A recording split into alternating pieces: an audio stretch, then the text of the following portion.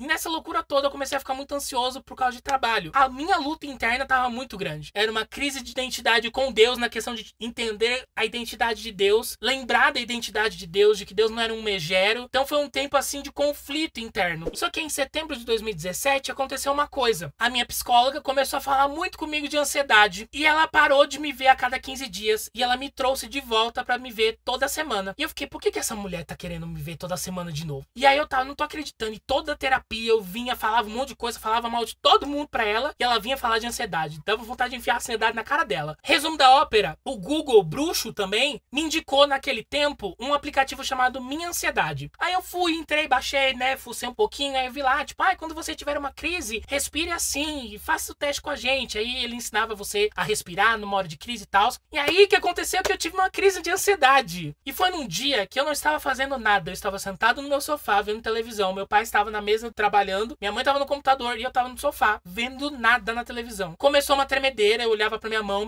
tremendo, tremendo, tremendo. E aí eu comecei a perceber que eu tava com falta de ar. Só que não era aquela falta de ar que eu conheço. Gente, eu tenho asma, eu sei o que é uma falta de ar. Só que não era essa falta de ar de asma. Meu coração começou a disparar e eu olhando pra minha mão tremendo. Graças a Deus que eu sento rodeado de almofadas. E aí eu botei minha mão debaixo da almofada e eu lembrei do aplicativo que falou lá da respiração. Aí eu comecei a respirar. Eu fiquei, gente, que é isso, né? Eu fiquei, como eu não sabia o que era, fiquei, vamos respirar, né? Respirar sempre faz bem. Depois de alguns minutos passou. 2 dias depois, eu tive outra crise. Pior, no mesmo cenário. Eu estava no sofá, minha mãe no computador, meu pai na mesa. Então eu levantei, fui até minha mãe e falei, eu vou pro meu quarto, mas eu não vou dormir, porque isso era umas 7 horas da noite. E aí eu fui pro meu quarto, fechei a porta. Quando eu entrei assim, tipo, sabe, já não tava entrando ar. E aí, sabe aqueles tempinhos de chuva? Não sei se tinha chovido ou se ia chover, mas tava aquele tempinho úmido. Só que eu arreganhei a janela, parecia que o ar não entrava no meu pulmão. E eu olhava pra minha mão tremendo, meu coração disparado, suando frio, sem conseguir respirar. Fiquei, meu Deus, é hoje que eu vou. Me tirei na minha cama, fiquei deitado na minha cama, fiquei, gente, chegou minha hora. E aí, aquela hora que você começa a pedir perdão de tudo, né? Você vem pedindo perdão, né? Tipo, oh Deus, chegou minha hora, deixa eu, né? Tá pronto pra não ter problema, né? Aí eu fiquei deitado aqui, né? Lembrei do negócio da respiração, fiquei respirando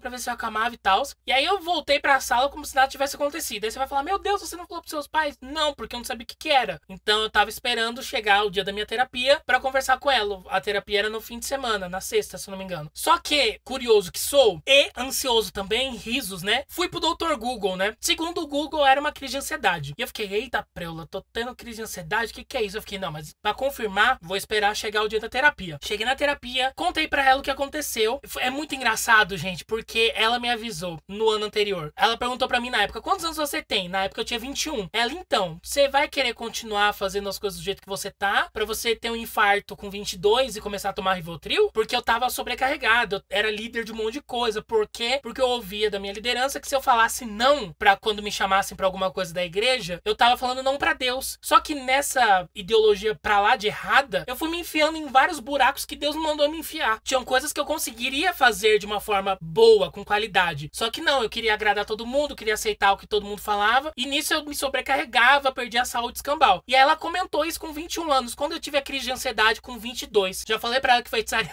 é coisa de Deus, mas dito e feito, com 22 anos tava eu tendo crise de ansiedade. E aí eu contando pra ela, e eu lembro que ela olhava pra mim com aquela cara assim de tipo, eu tentei, Deus, não chegar nesse ponto, mas já que chegou, vamos lá, né? E aí ela começou a me dar algumas recomendações, então ela me ensinou uma outra forma de respirar pra acalmar uma crise. Tem um ponto na mão que tá relacionado à ansiedade, então ela me ensinou a massagear esse ponto. E ela falou, então, você tá conseguindo dormir? E era uma coisa que eu estava ignorando muito, que já faziam semanas que eu não conseguia dormir direito. Eu acordava de hora em hora. Aí ela falou, viu, eu sei que você não tá dormindo bem, então o que a gente vai fazer antes de você ir pra uma coisa mais química, né, de remédio? Vamos tentar maracujá. Então agora, todo dia antes de dormir, você vai tomar um copo de maracujá concentrado, sem açúcar, mas tem que ser polpa ou maracujá de verdade. E aí eu lembro que eu comecei a tomar polpa, né, lógico, depois que eu voltei dessa terapia, contei pros meus pais o que aconteceu, falei dessas coisas que eu ia ter que fazer, das rotinas pra dormir e tal. E aí eu comecei, graças a Deus, naquela época a gente tinha algumas polpas de maracujá perdidas no freezer. O copo que eu usava pra tomar era um copo mais ou menos assim, e era uma polpa que dava pra 1 litro. A gente fazia concentradíssimo o bagulho, porque era pra dormir, né? Era pra ser, tipo, cavalar pro bicho dormir. A gente fazia e tal, e sobrava, tipo, isso aqui. Não tô nem zoando, era esse tantinho que sobrava. E aí minha mãe resolvia tomar. Ela, não, pra não jogar fora, vou tomar, pra eu conseguir dormir gostosinho. Um dedo aqui, cara. Dava 10 minutos, minha mãe tava capotando pelos cantos. E eu tomava o copo e ficava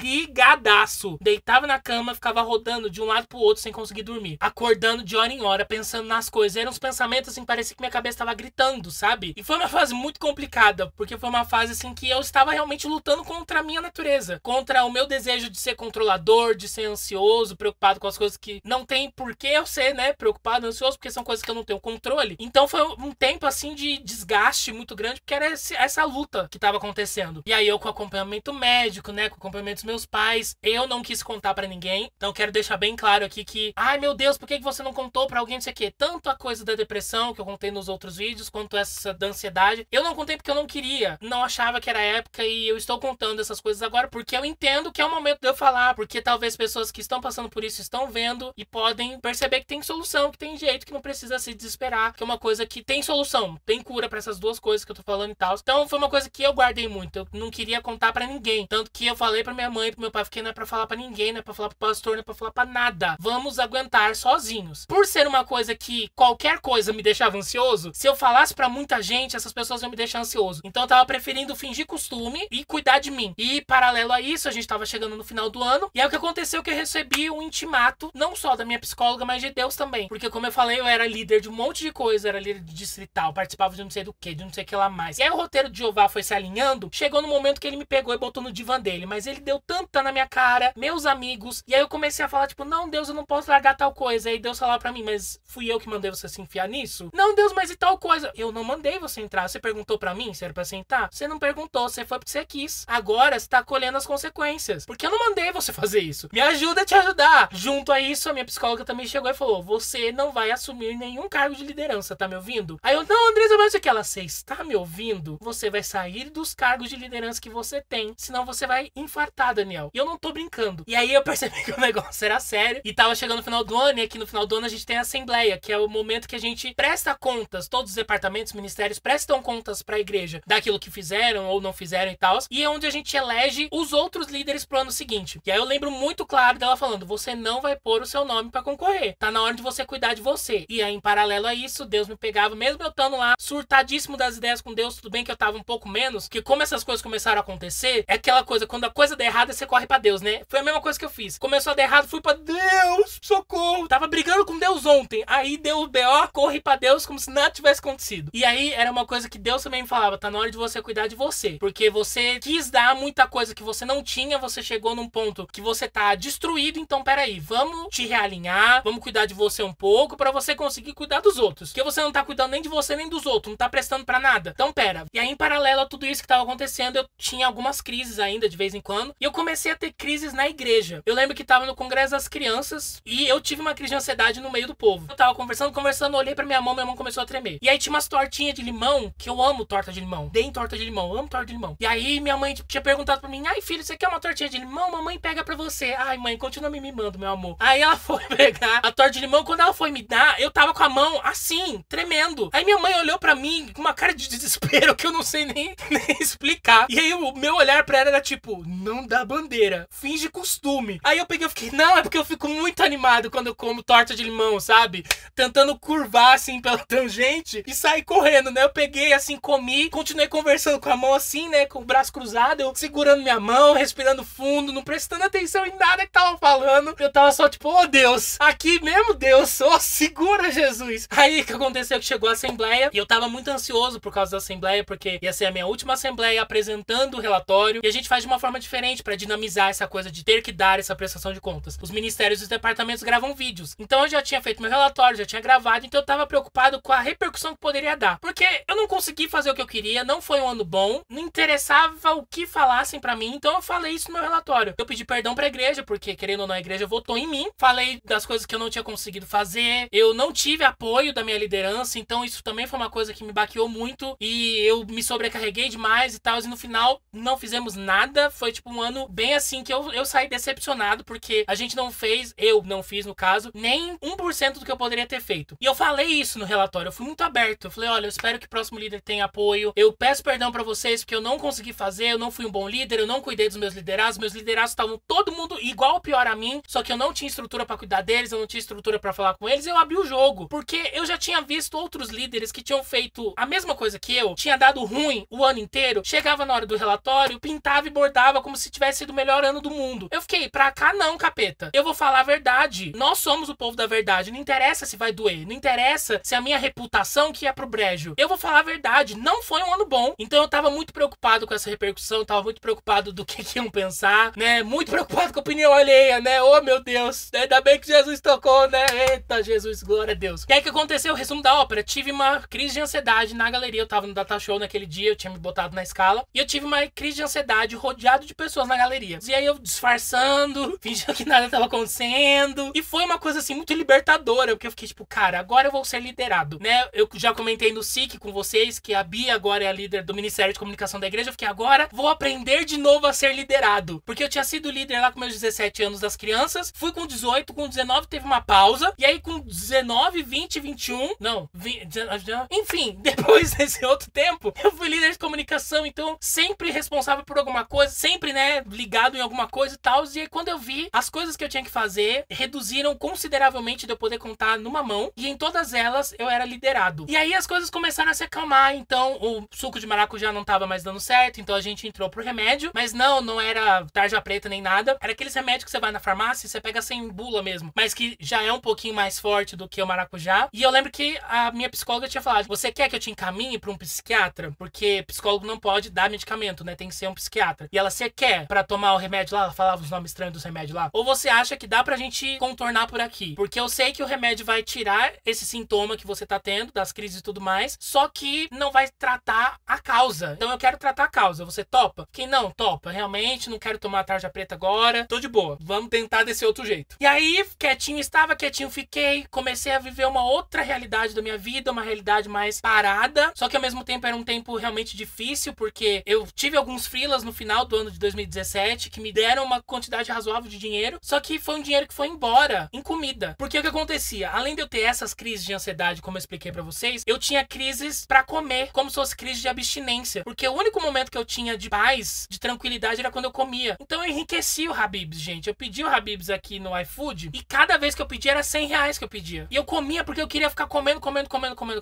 Quanto mais eu comia, mais tempo eu ia ficar comendo e mais tempo eu ia ficar mais tranquilo. E quando não tinha nada pra comer em casa, se alguém visse de fora, ia falar que tava lá na abstinência da droga. Que eu tava parecendo um drogado. Tanto que por isso que eu estou mais gordo. Eu acho que no vídeo das metas eu comentei, tipo, eu vou contar pra vocês o que aconteceu, não sei o que. Foi isso. Eu engordei 30 quilos do final do ano passado pra cá. Chegamos em 2018. Eu tava, não, beleza, agora eu já tô mais estável. E realmente era o que estava apresentando o meu quadro. Meu quadro estava num ponto de estabilidade. Eu tava começando a acordar menos durante a noite. Eu tava acordando às vezes 2 vezes à noite, até que eu cheguei no ponto de uma vez à noite só. Mas eu ainda estava desempregado. Ainda não tínhamos conseguido marcar o negócio pro meu pai fazer, né? Pra descobrir o que era o negócio. Principalmente no começo de 2018 foi um tempo de eu me conhecer. Porque eu mudei muito, principalmente nesse espaço que eu tive a primeira crise de ansiedade até agora. Mas eu mudei demais da conta. E assim, pra melhor, na questão de eu comecei a me conhecer mais, eu comecei a me respeitar mais, eu comecei a não me cobrar mais, tanto como eu me cobrava e tal. Então foi um tempo que parecia que eu era outra pessoa. Então eu tava precisando me conhecer. Eu tava tipo, oi, prazer, Daniel, né? Dando orgulho pra psicóloga, né? Que eu tava melhorando e tudo mais. Até que chegou, acho que em abril, maio desse ano. Aí o que aconteceu é que eu estava no louvor. Naquele dia eu tava na escala do louvor. O culto começou e sabe quando parece que você tá meio avoado? Cantava, mas parecia que era uma coisa assim, que tudo ao meu redor tava em câmera lenta. Eu desci do púlpito, sentei do lado do meu pai. Minha mãe tava com as crianças no culto infantil, sentei do lado do meu pai. Quando eu sentei, comecei a ter uma crise. As mesmas coisas que eu já tinha antes. Só que veio uma coisa nova, que eu ainda não tinha vivido. Então eu só tinha ouvido essa coisa de chorar numa crise de ansiedade. E era esse sentimento que tava vindo em mim, me dava uma agonia, uma aflição, e eu, meu Deus. E eu tava furando o ponto lá que ela tinha falado que era pra ansiedade na minha mão. E aí eu tava com as minhas pulseiras e tudo tava me dando agonia. A roupa que eu tava vestindo tava me dando agonia, meu óculos, as pulseiras. Tentei tirar as pulseiras, eu não tava conseguindo tirar as pulseiras. Minha mão tremia tanto e eu não conseguia desamarrar as pulseiras. E meu pai tava do meu lado e eu não conseguia falar pro meu pai, tipo, pelo amor de Deus, socorro. E aí a única coisa que eu consegui fazer foi dar um cutucão nele. E aí meu pai olhou o que aconteceu e eu fiquei tipo assim. né, apontando pra pulseira. Ele, o que que foi? E eu, tipo, apontando porque eu não tava conseguindo falar. Aí meu pai ficou, tipo, não, porque você deixa esse negócio muito apertado, não sei o que. E, tipo, não tava apertado. Não era por causa de estar apertado. Aí ele viu que tinha alguma coisa errada, né? Aí ele olhou pra mim e ele ficou, o que aconteceu? Aí eu consegui falar, a única coisa que eu consegui falar naquele período de tempo, que foi, tô tendo uma crise. Aí meu pai olhou pra mim e falou, quer ir lá pra trás? Né, no salão social, no caso, onde ficam os banheiros e tal. Eu balancei a cabeça e a gente saiu. Ele vai primeiro, eu vou atrás. Fui, abaixei minha cabeça porque eu não queria que ninguém visse o meu estado, porque eu acho que eu tava com uma cara, assim, de transtornado, assim, de desesperado, não sei dizer. Fomos pro banheiro, mesmo eu não querendo, porque eu sabia das chances que teria de alguém entrar no banheiro e me ver naquele estado. Entrei no banheiro, segurei no box, porque tem, tipo, como se fossem umas cabinezinhas, que onde ficam os vasos e tudo mais. Segurei na parede e eu encostei lá e eu comecei a chorar, e comecei a chorar, e comecei a chorar. E meu pai olhando pra aquilo, meu pai ficou desesperado, meu pai ficou, o que que tá acontecendo? Me conta, porque eu não consigo te ajudar se você não me falar. Só que esse era o ponto. Eu não conseguia falar. E eu só conseguia pensar, meu Deus, não deixa ninguém entrar aqui. Olha que neura, ao invés de eu me acalmar pra sair da crise, eu tava me enfiando cada vez mais dentro da crise. E aí eu ia respirando, ia voltando. Quando que aconteceu? Pareceu que abriu as portas da igreja e falou, gente, vamos pro banheiro. E aí foi um monte de gente pro banheiro. Eu lembro que eu quase me enfiei dentro do box que eu tava.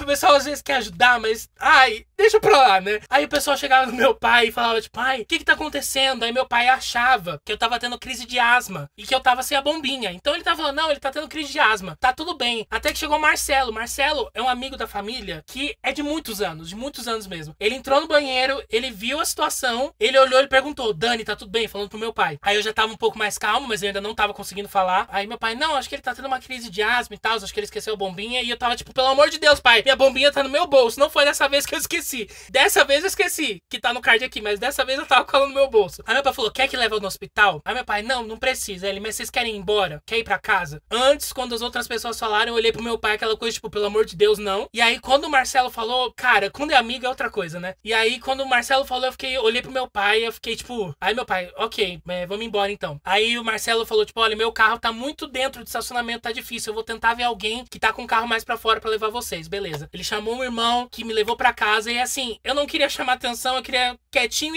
quietinho ficar e tal. E aí, só que as nossas coisas estavam todas dentro da igreja. Minhas pulseiras, minhas bíblias e tudo mais. Aí meu pai pediu, né, Marcelo, por favor, entra lá e pega nossas bíblias e tal. Aí ele foi e o meu pai falou, avisa o pastor. Aí o que aconteceu é que quando o Marcelo vem, o pastor vem junto. Aí eu fiquei, ai, o circo tá montado, Deus? Não era pra ninguém saber, Deus. Era pra eu ficar quietinho na minha. E aí o pastor veio, orou e tal. Como crise, né? Como crise de asma. Aí chegamos em casa, eu já tava um pouco mais calmo. Meu pai sentou do meu lado e ficou me olhando assim, né? Tipo, o que foi aquilo? E aí foi quando eu já tava um pouco mais calmo, eu consegui falar, tipo, então, parabéns, você presenciou uma crise de ansiedade. Aí meu pai ficou, tipo, sério? O que você sentiu e tal? E aí eu fui, contei pra ele, não era o ideal. O ideal era meio que, tipo, eu me desligar, assim, e realmente não ficar revivendo a experiência, sabe? Pra não dar uma zebra de eu ter uma outra crise. E aí foi onde eu comecei a aprender esses gatilhos, vamos dizer assim, de quando eu estivesse entrando numa crise, eu tinha que tentar sair dela, não me enfiar mais nela. E eu tinha muito esse costume de quando eu tinha uma crise ficar pensando nela, meu Deus, o que vai acontecer, o que tá acontecendo? Não, eu tinha que realmente parar e pensar em abobrinha, fazer outra coisa. Então você precisa ter esse feeling. Quando você perceber que você vai ter uma crise, vai fazer outra coisa. Vai tomar um banho, vai, sei lá, pegar um livro, sai do lugar onde você tá, vai pra outro lugar, vai ver as plantas. Não fica dando corda, né, pra crise. Não vai ficar mais encasquetado com isso. E aí, nisso, foi todo um processo e tudo mais. Aí você vai falar, Daniel, mas você já está pleno, né, e tudo mais. Bom,